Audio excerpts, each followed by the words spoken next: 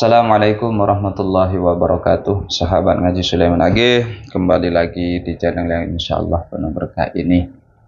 Baik, kita lanjutkan ngajinya yang sudah sempat tertunda selama 3 hari karena kesibukan yang gak jelas.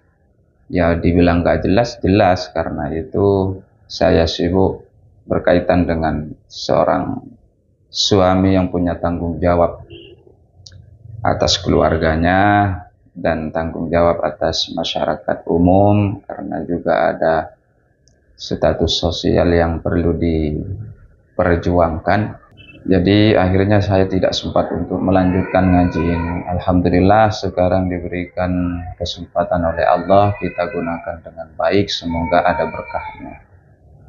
Kita lanjutkan mempelajari hadis yang sudah disusun oleh Al-Mukarram Hadratus Syekh Yai Haji Hashim Asy'ari. Sekarang sudah sampai di hadis yang ke-9. Hadis yang ke-9 ini Rasulullah Shallallahu Alaihi Wasallam menjelaskan kepada kita bahwa sebetulnya Allah memberikan azab itu kepada umat manusia ini ada sangkut pautnya dengan pembiaran terhadap kedzaliman. Jadi Rasulullah Shallallahu Alaihi Wasallam yaqul, Innallaha azza wa jalla la yu'adzibul ammah bi'amalil khassah hatta yarawul munkara min dhahranayhim wa hum qadiruna ala ayyunkiruh fala yunkiruh. Fa idza fa'alu dzalik azaballahul khassah wal ammah, rawahu Ahmad. Jadi hadis ini diriwayatkan oleh Imam Ahmad bahwa Rasulullah Shallallahu Alaihi Wasallam bersabda, sesungguhnya Allah Azza wa Jal tidak akan menghukum, tidak akan memberikan azab kepada masyarakat umum, pada masyarakat biasa atas perbuatan kaum elit, orang khusus. Orang khusus ini bisa dikatakan pokoknya orang yang memiliki keunggulan daripada masyarakat biasa, baik di status sosialnya, baik di bidang ekonominya dan lain-lain. Dia memiliki keunggulan, ini kaum elit. Hatta yarawul munkar, sehingga mereka menyaksikan suatu kemungkaran terjadi di antara mereka. Terus wahum qadiruna ala ayyunkiruh, sementara mereka mampu untuk melakukan pengingkaran, tapi fala yunkiruh, mereka tidak mengingkari. Fa'idha fa'alu dzalik, maka ketika itu dilakukan, artinya ada pembiaran, maka adzaballahu al-khassa wal ammah, Allah akan memberikan hukuman atau azab, bala kepada yang khusus dan yang umum, kepada kaum elit dan kaum biasa. Artinya dampaknya akan merata akibat ada pembiaran dari kita ini. Kita anggap kita ini orang biasa. Kemudian melihat kelakuan orang-orang elit melakukan kemungkaran, tapi kita hanya bisu, diam, tidak mengingatkan, tidak mengkritik, dan tidak ngapa-ngapain, dibiarin saja. Maka disinilah azab Allah Subhanahu wa Ta'ala akan bekerja. Ini menurut faham saya dari hadis yang saya bacakan ini. Ini adalah hadis yang masih berkaitan dengan hadis sebelumnya. Hadis yang ke-8 riwayat Imam Muslim, baginda Nabi mengatakan, man ra'a munkaran falyughayyir biyadihi, fa illam yastati fa bilisani, fa illam yastati fa biqalbihi, wa dzalika adhaful iman. Ya kan?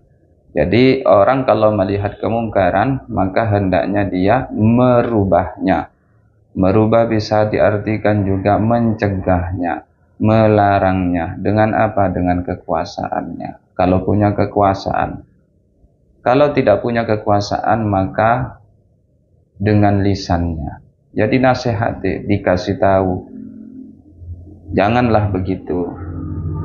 Nah, begitulah istilahnya. Nanti tinggal diatur cara penyampaiannya. Tidak mampu, tidak bisa dengan lisan karena memang tidak punya kepiawaian dalam berbicara. Masih ada tingkat yang paling rendah, yaitu ingkar bil qalbi.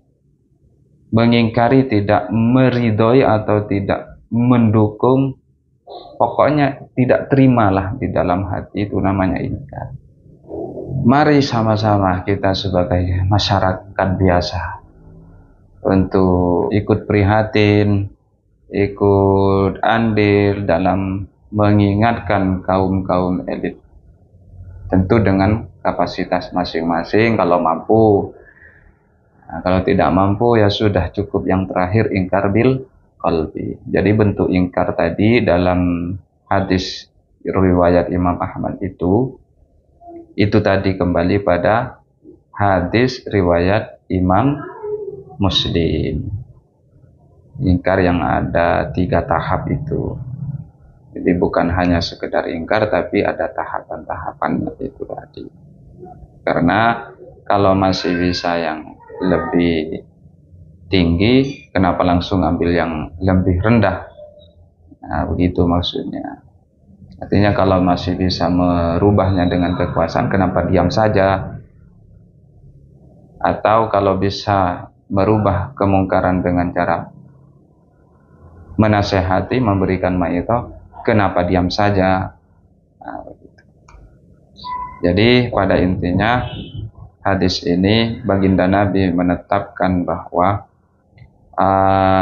sebetulnya Allah itu tidak akan pernah mengazab perbuatan, tidak akan pernah mengazab seseorang atas perbuatan orang lain.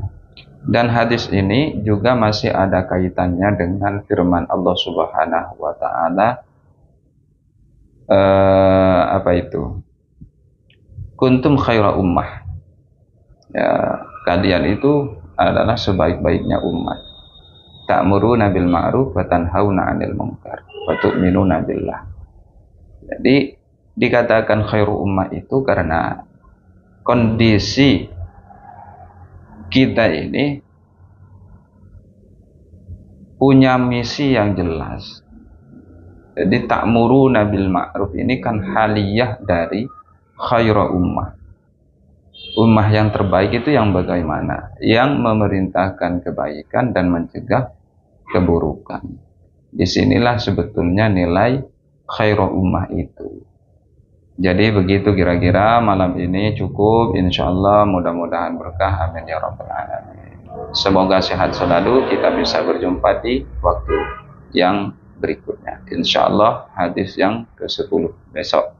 Wallahu a'lam bishawab. Assalamualaikum warahmatullahi wabarakatuh.